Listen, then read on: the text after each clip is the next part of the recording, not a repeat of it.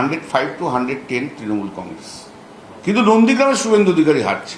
খুব ভালো হয়েছে, কুচবিহার খুব ভালো হয়েছে, মালদা মুর্শিদাবাদ খুব ভালো হয়েছে, উত্তর দিনাজপুর খুবই ভালো হয়েছে, পশ্চিম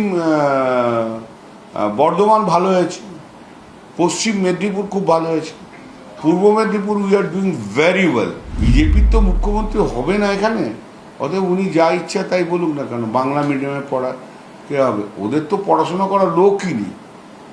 বাংলা মিডিয়ামে পড়া মানেটা কি? তো ক্লাস 3, 4, 5 পর্যন্ত পড়েছে, তারপর টোকাটুকি করে লিখেছে। একটা ভালো ভদ্রলোকের মতো একটা বাঙালি লোক বিজেপিতে আছে। বিজেপিতে যত চোর চামার 420 গুন্ডা ডাকাত এইসব আছে বিজেপিতে, আর কিচ্ছু নেই। কিছু জানে ওরা। অমিত শাহ অনেকদিন পশ্চিমবাংলায় আছে তো, গরমে ওর আর উল্টো পাল্টা খাচ্ছে, তো পেটে একটু গ্যাস হয়ে গেছে। তো গ্যাস হয়ে যাওয়ার জন্য যা পাচ্ছে তাই বলছে। অমিত শাহ যে কত আনসাকসেসফুল একজন স্ট্র্যাটেজিক, 4th মে প্রমাণ হয়ে যাবে। ওর হম্বি তম্পি হেন তেন, গুজরাটে মাস্তানি করে জিতেছে, এখানকাও মাস্তানি করতে গেছে। অমিত শাহের ইনস্ট্রাকশন ইলেকশন কমিশন একটা অর্ডার ইস্যু করেছিল 800 জন বেছে বেছে তৃণমূল কংগ্রেসের লিডারদের তুলে নেওয়ার জন্য, ব্ল্যাঙ্কেট অর্ডার দিয়েছিল। সে অর্ডার পর্যন্ত স্টে হয়ে গেছে।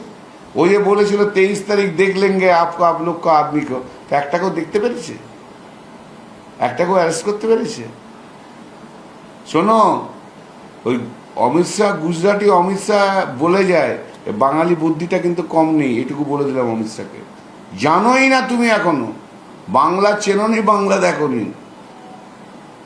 তোমার গণতন্ত্রের হত্যাকারী জল্লাদ একটা, তার সঙ্গে বড় বড় কথা বলছে, সুপ্রভাব পড়েছে। ও যে কত বড় নোটঙ্কি সবাই জানে। মোদিকে তো এগুলো করাতে হচ্ছে। মোদি তো জীবনে কোনোদিন এসব করেনি। এই যে করতে বাধ্য করা হচ্ছে, এটা মমতা ব্যানার্জির ক্রেডিট গো। ঝালমুড়ি মালমুড়ি সবই খেতে হচ্ছে।